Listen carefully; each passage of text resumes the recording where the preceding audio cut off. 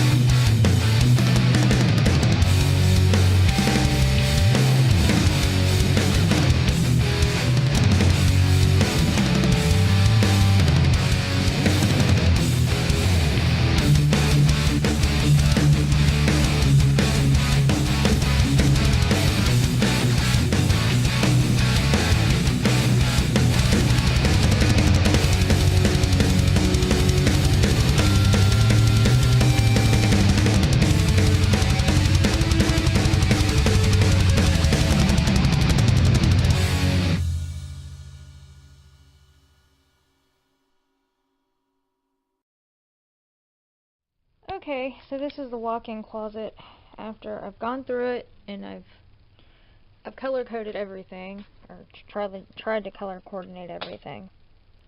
But I've got all my jackets, and some of them are still turned towards me, like this one, because I haven't worn it yet. And it's May, so I don't think I'll be wearing them anymore. And then I have